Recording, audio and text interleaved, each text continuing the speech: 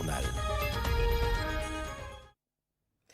À la une de l'actualité, il y a 27 ans, un Antonov avait raté son décollage à l'aéroport de Ndolo pour finir sa course au marché Ziguida, causant ainsi la mort de plus de 200 personnes et un nombre incalculable de blessés.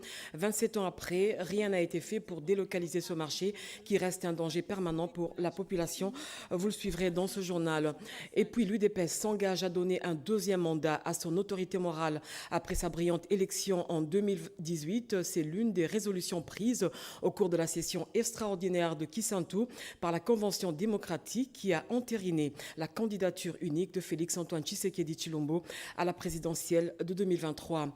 Et puis coup de projecteur sur la province de l'Ituri. En dépit de quelques poches d'insécurité, l'Office congolais de contrôle se réjouit de l'atteinte des assignations budgétaires, une performance estimée à 90% grâce à la restauration de l'autorité de l'État par l'administration militaire. Mesdames, Messieurs, bonsoir et bienvenue dans ce journal. D'abord, l'actualité.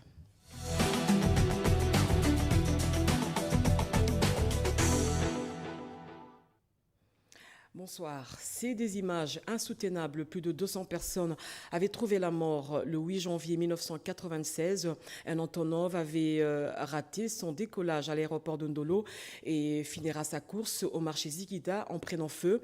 Un carnage humain non encore vécu dans l'histoire de l'aviation aérienne ici en RDC. 27 ans après, aucune disposition n'a été prise pour délocaliser ce marché pour éviter un autre crash. Bobet Tenga nous fait le point et un rappel historique. C'était un 8 janvier 1996, Sadiq et Mossad. En pleine journée sur le marché Tipka, aujourd'hui Zikida, un aéronef de type Antonov AN-32 a raté son décollage pour finir sa course en rasant tout sur son passage. Bâtiments, étalage et marchandises. Il a également emporté des vies humaines, des vendeurs, des clients et des passants qui se sont retrouvés à un mauvais endroit au mauvais moment en ce jour-là. Le bilan était lourd, très lourd. Selon une enquête parlementaire diligentée à cette époque, plus ou moins 300 personnes ont péri et plus de 500 blessés enregistrés. Une véritable boucherie humaine jamais connue dans l'histoire mondiale d'aviation civile. Après ce drame, des mesures ont été prises pour prévenir et éviter une nouvelle tragédie. Parmi ces mesures, la délocalisation du marché à plus de 500 mètres de la piste d'atterrissage. Malheureusement, les activités ont repris de plus belle sur cet endroit qui est un réserve de tristes souvenirs. Je revenais de l'école à 12h. Aussitôt arrivé à la maison, le drame s'est produit. À dater du jour de ce crash, je peux dire que le sang de mères décédées réclame au bénéfice de leur fille, ce qui justifie la reprise de leurs activités en cellule. Aujourd'hui, la vie continue à Tipka comme si de rien n'était. Le marché même s'est élargi tout le long de l'avenue Bokassa et l'aérodrome reste opérationnel. 27 ans après, ce drame de triste mémoire continue à hanter encore les esprits, surtout des rescapés. Certains réclament toujours leur indemnisation. Voilà, après la ville de Mbandaka, c'est au tour de la province du Kasaï central. Le vice-premier ministre, ministre de l'Intérieur, est allé notifier les territoriaux nommés dernièrement par ordonnance présidentielle. Daniel Asselo a été accueilli dans la ville de Kananga par le gouverneur de province, John Kabeachikaï, pour la remise des notifications des actes administratifs aux intérêts. Reportage. Une femme à la tête de la mairie de Kananga, Rose Mouadimoussou B, pour refaire l'histoire du chef-lieu du Kasaï central, aux côtés de ses collaborateurs, les bourgmestres de communes de Kananga, Neja, Lokonga, Kongolo, Katoka et Nganza. Leurs 5 administrateurs de territoire et adjoints sont à leur tour autorisés à entrer en fonction depuis ce samedi par le vice-premier ministre, ministre de l'Intérieur et Sécurité, Daniel Asselo Kitouakoy. L'objectif ultime pour le patron de l'Intérieur est d'insister mais aussi d'interpeller les nouveaux animateurs nommés à travers les dernières ordonnances du chef de l'État sur la petite territoriale de s'approprier du programme de développement à la base des 145 territoires, initiative du chef de l'État. Ce que nous avons comme expérience, c'est quand même déplorable. Sur le plan social, les administrateurs de territoire souffrent dans ce pays. Je suis membre du gouvernement, on est conscient de cette situation-là et nous devons faire en sorte que la situation change. À eux-mêmes les nommer. Je leur ai demandé de s'armer de beaucoup de courage. Après Kananga, le vice-premier ministre de l'Intérieur s'est déployé au Kasaï oriental, plus précisément en Mbuji-Mayi, pour la même opération des notifications des animateurs de la petite territoriale. Là aussi, 5 administrateurs territoriaux et leurs adjoints, 5 bourgmestres et leurs adjoints, le maire de la ville de Mbuji-Mayi et son adjoint ont tous été notifiés à la satisfaction de la population. Les grands défis restent celui de leur prise en charge par l'État afin de leur permettre de réaliser convenablement leur mission. Pour les patrons de l'intérieur et sécurité congolaise, son implication sera sans faille auprès du gouvernement de la République pour qu'une solution dans ce sens soit vite trouvée. C'était un reportage de José Baïtuambo. Après notification par le Premier ministre, le vice-ministre des Transports est déterminé à améliorer le fonctionnement des postes de péage de l'OEBK et du pont Maréchal. Pour ce faire, il a effectué une descente sur les lieux pour s'enquérir de la situation. Ensuite, Marc Ekila a eu une réunion élargie avec le gouverneur de province et le directeur général de la SCPT et l'OEBK. Dieu merci Kanza, lui d'Orbalekelaï.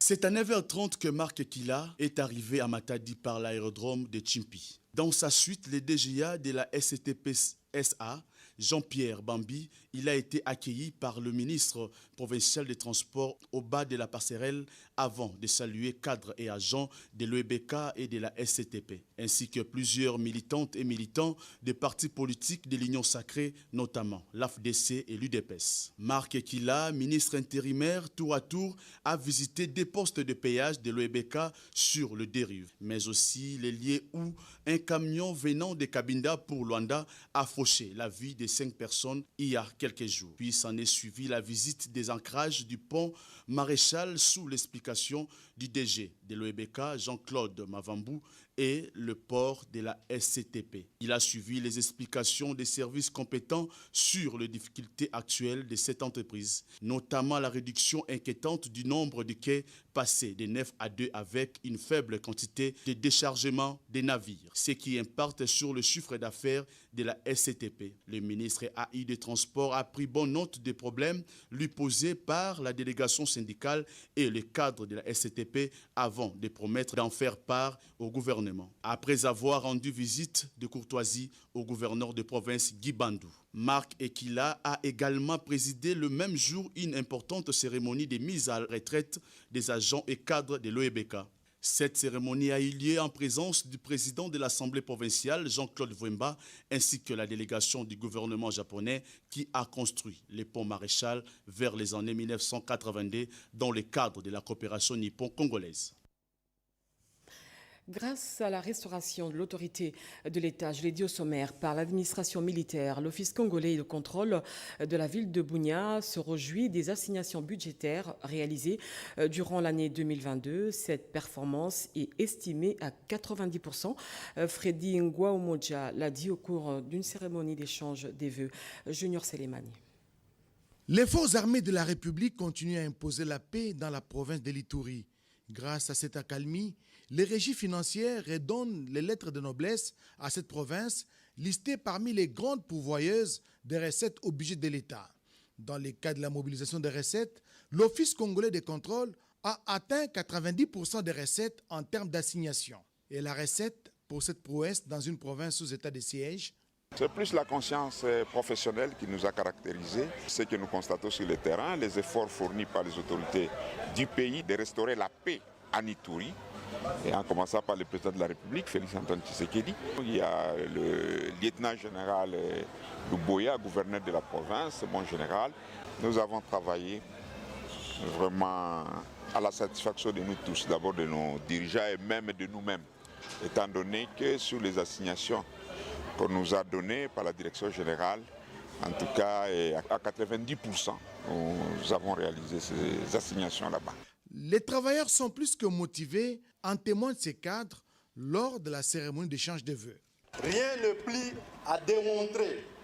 Notre entreprise se porte mieux désormais grâce au paiement régulier des salaires, des paiements des décomptes finaux des retraités et agents décédés, prise en charge des soins médicaux et autres avantages sociaux. Une marche d'endurance a sanctionné cette cérémonie avec de nouvelles perspectives pour 2023. Le Manacovid, une invention purement congolaise et efficace d'Étienne Patangumpessa contre la Covid-19. Ce produit pharmaceutique vient d'être mis sur le marché national et international par le Centre de recherche pharmaceutique de l'OSI. Pierre Mbouyoussaïdi. 19 décembre 1980, janvier 2023, voilà plus de 42 ans, jour après jour, qu'existe le Centre de recherche pharmaceutique de l'OSI au Congo central. Une structure qui joue sa mère partition socio-sanitaire contre vents et marées, bravant toutes les difficultés d'existence et critique de la crème intellectuelle et scientifique congolaise sur l'échiquier médicinal aussi bien de la République démocratique du Congo que du monde entier. Le CERPEL a été fondé par Feu Maître Étienne Flaubert Patangumpessa. Cette entreprise de recherche sanitaire basée sur la pharmacopée africaine et la publication des ouvrages scientifiques a eu le privilège de mettre sur le marché sanitaire divers produits pharmaceutiques efficaces contre certaines maladies, surtout tropicales, avec un point d'orgue sur un médicament contre le coronavirus. Et c'est depuis 1984 que le Manadiar a obtenu son autorisation de mise sur le marché. Plusieurs années après, en 1999, il a été mis sur le marché pharmaceutique congolais, le Manalaria. À l'heure de la pandémie du coronavirus, fort de son expérience sur les plantes médicinales, le CERPEL a mis sur le marché congolais un médicament très efficace qui a été testé, c'est le Manacovid. Il a été homologué depuis le 24 novembre 2020, donc il a exactement 2 ans maintenant et il continue à apporter de très bons résultats. Fort du succès récolté par la Manacovid, le Centre de recherche pharmaceutique de l'OSI au Congo central a eu le privilège de participer aux assises mondiales de la médecine traditionnelle planétaire tenues à Dakar au Sénégal.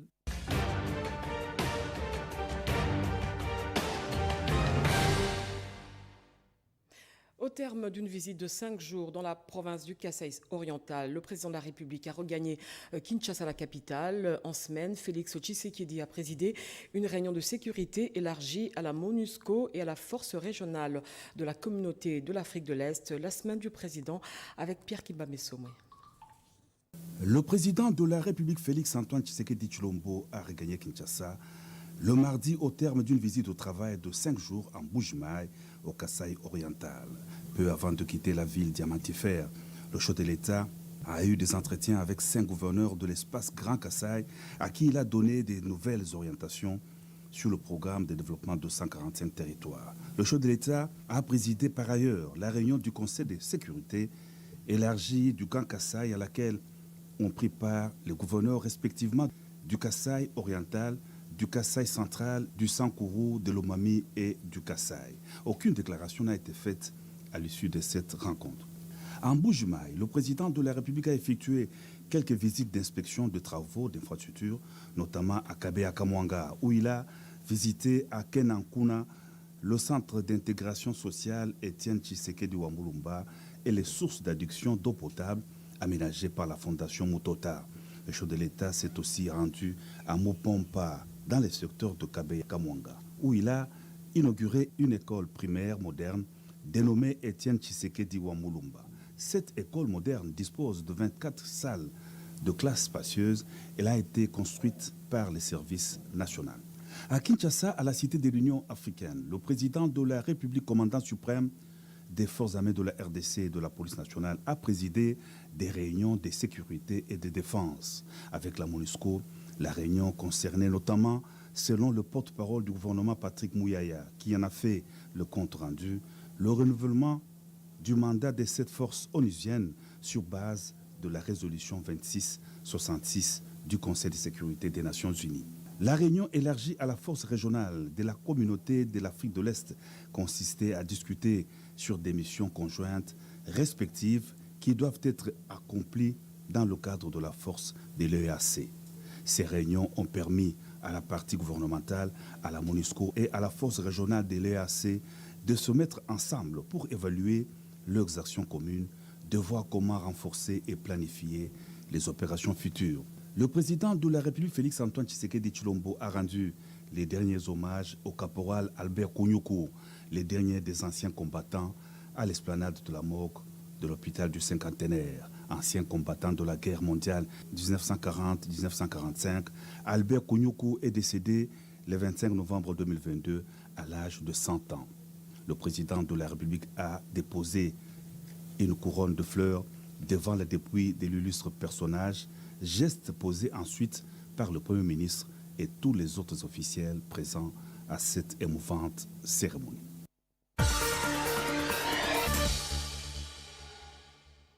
La semaine qui vient de s'achever était riche en événements. D'abord, la présentation officielle de la politique de défense de la RDC, puis la visite de la délégation gouvernementale du site qui devra accueillir les différentes activités de l'arrivée imminente du pape François.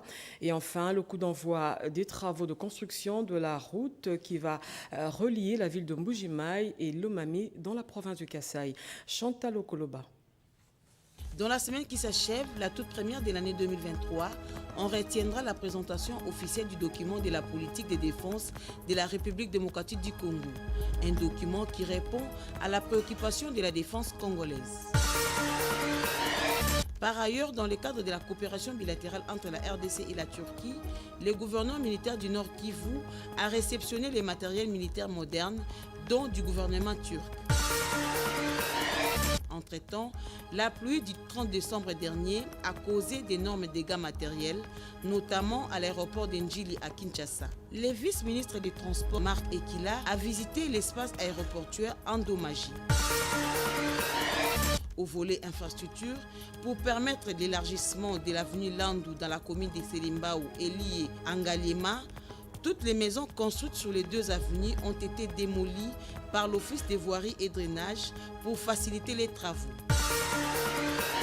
Infrastructure toujours, en semaine, le ministre d'État Alexis Guizarro a donné le coup d'envoi des travaux de construction de la route qui relie Mbujimayi dans le Kasaï oriental et Mweneditu dans la province de Lomami.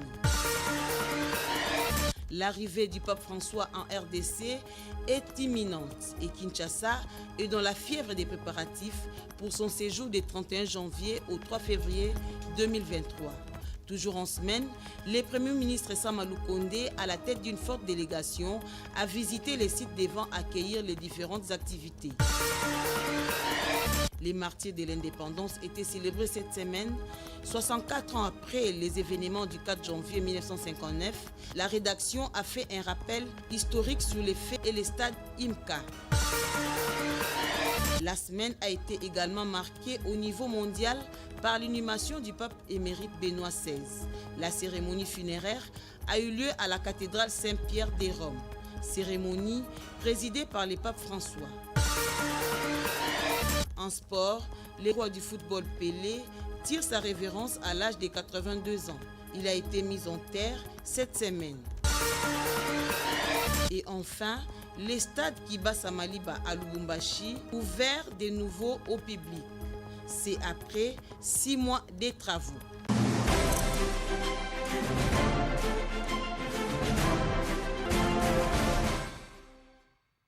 Voilà, vous avez compris, nous allons aller dans le dossier de la rédaction. La République démocratique du Congo est à son 3e cycle électoral 2023, une année électorale et dernier virage pour les scrutins présidentiels. La dernière réforme de la loi électorale a apporté plutôt quelques innovations sur l'aspect genre. À ce sujet, les avis sont divers sur la prise en compte de la représentation paritaire homme-femme. Chantal Okoloba, Anastasie Ndumbu pour ce dossier de la rédaction. Regardez. L'organisation des prochaines opérations électorales va reposer sur une innovation et pas des moindres, à savoir la publication des résultats bureau de vote par bureau de vote sur les sites de la CENI. Cette nouveauté offre l'avantage de garantir la transparence des opérations de vote et au mode de scrutin à la certification des résultats qui participent à l'amélioration du système électoral en RDC. Ce point de vue est largement partagé par l'UDPS. Le seuil de recevabilité signifie qu'on oblige à chaque parti ou regroupement politique de totaliser au moins 60% dans leur liste par rapport au niveau de participation. Exemple, pour la députation nationale, la loi oblige aux partis politiques d'aligner au moins 300 candidats députés. Donc vous voyez qu'on tend vers la disparition de partis malais. Donc c'est une disposition qui est bonne. Le reste des dispositions aussi, nous l'apprécions. Il y a par exemple l'inéligibilité définitive pour génocide et autres crimes de guerre. Ce sont des dispositions aussi qui nous agréent. L'opinion aurait souhaité par exemple de voir qu'on interdise la multiplicité des candidatures. Il y a un candidat qui est à la fois député national, candidat député national, candidat député provincial ou autre. Malheureusement, on n'a pas retrouvé cette disposition. Une autre dimension qui a été prise en compte exige l'aspect genre dans la confection des listes de candidatures et l'exemple du paiement des frais de dépôt des candidatures pour les listes comprenant au moins 50% des femmes. En tant que présidente Centre réformateur intègre du Congo et présidente parmi les candidats, leur coût sera le moindre possible. Donc c'est un encouragement pour que les femmes postulent et que les femmes soient candidates. La crédibilité de l'élection, c'est la transparence. C'est la scène politique. Nous ne voulons pas que nos voix soient corrompues sous aucun prétexte. Comme la liberté d'expression est garantie. Il y a beaucoup plus de femmes, 50% comme ça. Vous ne payez pas la caution. Mais c'est quoi par rapport à la qualité de ce qu'on veut faire? Nous avons dit qu'il était question d'étudier, qu'on impose. Parce que nous savons que nous sommes en retard par rapport à l'éducation, à la formation de la femme pour pouvoir s'engager politiquement. C'est comme ça que nous avons proposé que chaque liste propose 30%, comme le préconise d'ailleurs la Constitution ou plus. Que cela soit une obligation. Le boycott des élections n'est pas notre langage. Donc, le CIDE va participer aux élections. Les divergences autour de la loi électorale ne signifient pas que ces élections n'auront pas lieu.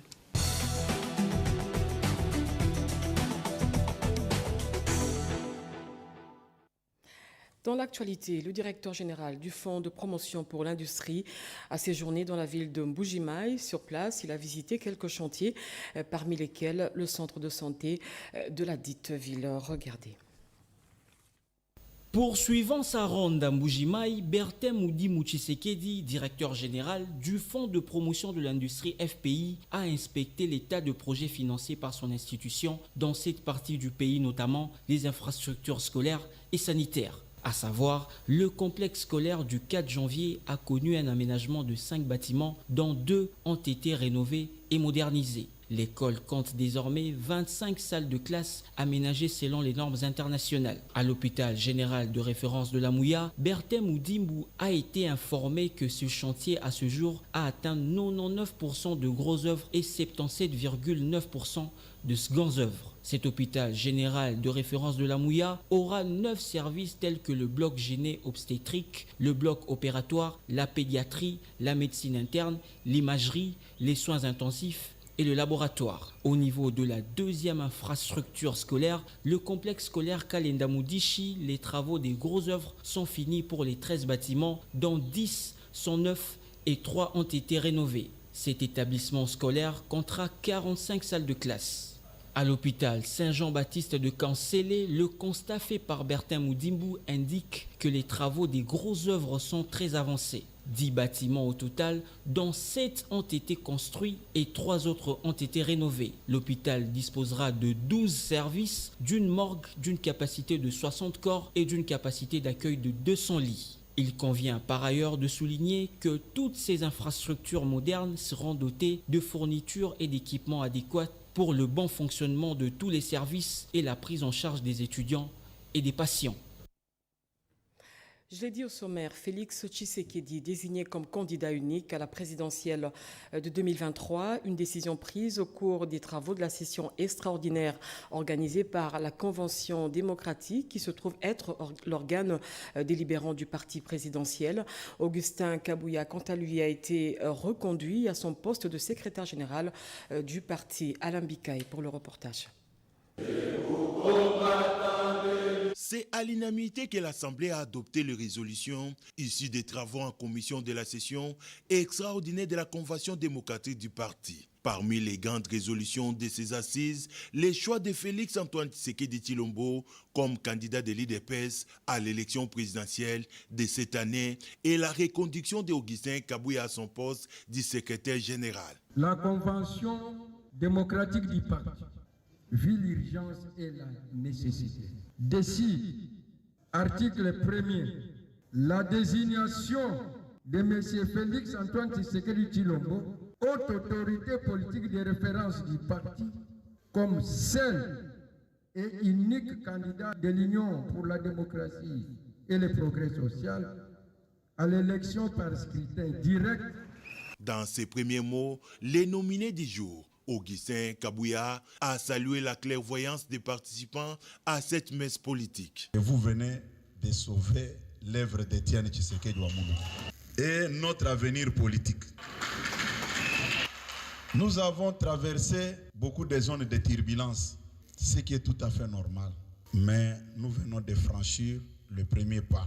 Cette session a permis également à l'UDPS d'aménager certaines dispositions de son statut pour son bon fonctionnement et revêtir le secrétaire général des pleins pouvoirs afin d'engager les partis auprès des tierces. Avec cette cohésion retrouvée au sein du parti présidentiel, la voie est désormais balisée pour remporter les élections à tous les niveaux et accorder une majorité confortable au chef de l'État.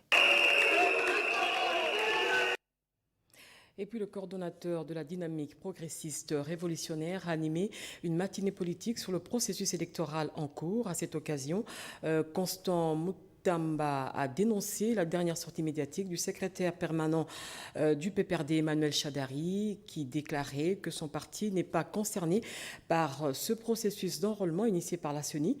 Pour le coordonnateur du NOJEC, ces propos visent à torpiller le processus électoral. Cédric Kenina.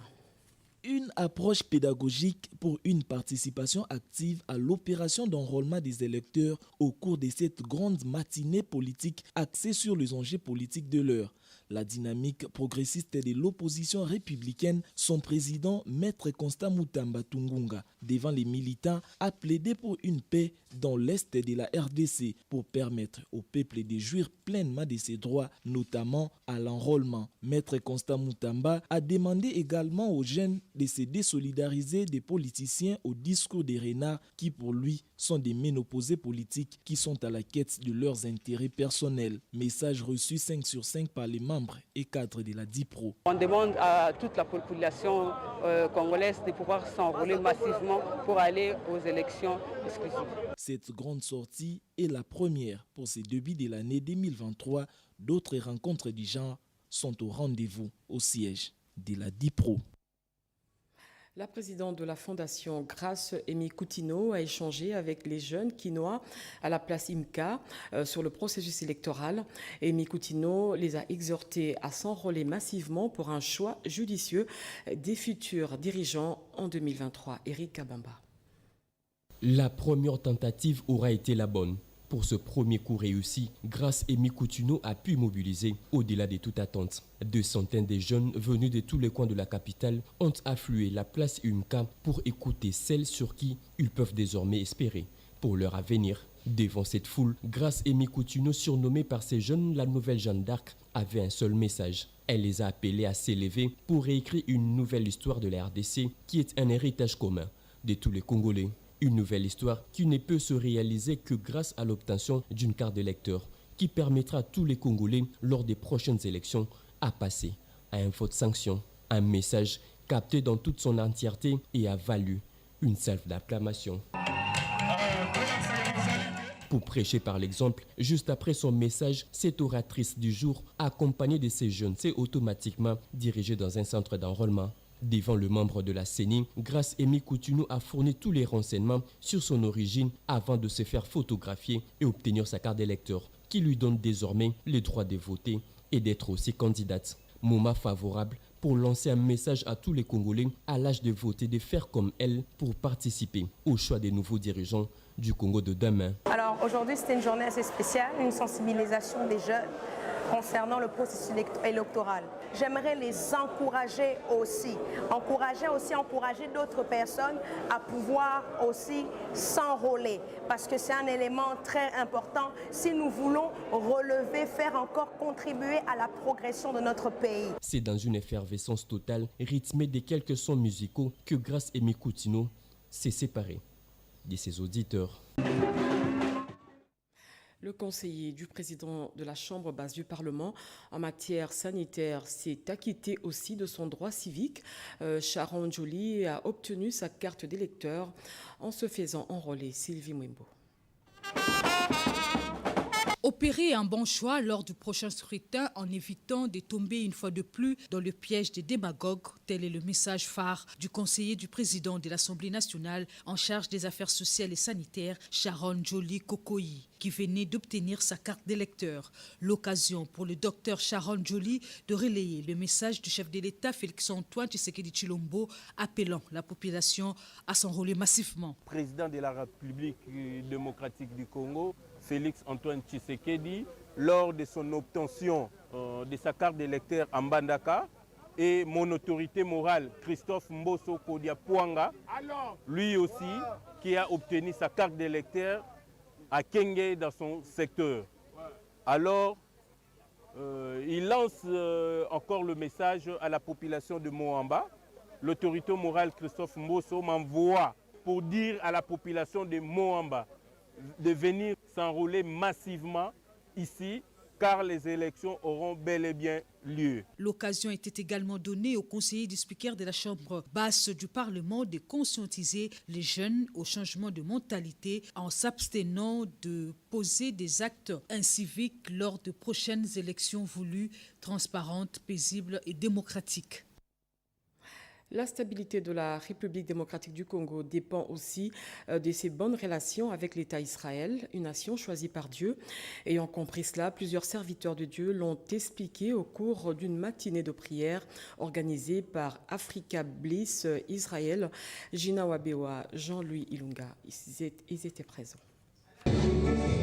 Plusieurs orateurs se sont succédés à la tribune de la salle des conférences internationales du ministère des Affaires étrangères. Le pasteur Bansimba Fouloulou a fait savoir que l'heure a sonné pour que le Congo rentre dans sa destinée prophétique et glorieuse. C'est pourquoi il lui faut des fils matures. Le révérend Paul David Olangui a pour sa part démontré que la descente aux enfers de la République démocratique du Congo à l'époque Zaïre a commencé au moment où feu président Mobutu a rompu diplomatiquement avec Israël. Il était donc grand temps de saisir cette opportunité de bénir Israël, non seulement parce que c'est une recommandation divine, mais cela doit être un acte d'amour. Le pasteur Albert Mbenga Ukulangai, fondateur et président des Africa Bless Israël, invite les Congolais à s'approprier de cette vision. C'est écrit dans la Bible que cette nation où il y a des crépitements des armes doit amener une offrande à l'Éternel des armées, là à Sion. Et c'est ce que nous sommes en train de préparer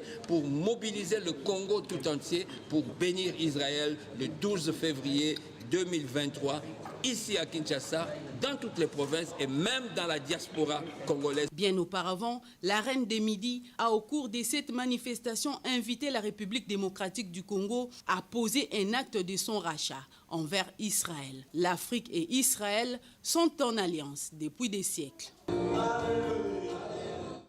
Et puis en nouvelle, ce nouvel ouvrage du général Laurent Moutata Louaba, premier avocat général des FARDC, intitulé « Des peines et incriminations de la compétence des juridictions militaires en RDC ».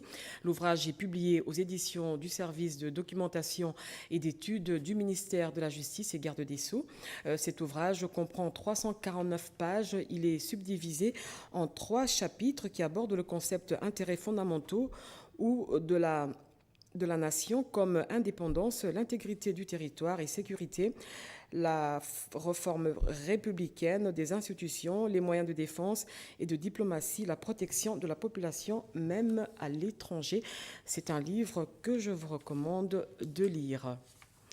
Bouclons ce journal avec cette page noire qui nous vient de la garde républicaine, qui nous apprend la mort inopinée du colonel Zirimani Bashige de la garde républicaine ici à Kinshasa. Il est décédé ce vendredi 6 janvier de suite d'une maladie. Fin de ce journal, mesdames, messieurs. Merci de l'avoir suivi. Peggy Mukunda revient à 23h pour une autre édition d'information. Françoise Bouella vous retrouve demain à 20h pour vous informer. Moi, je vous dis au revoir et bonne année à tous.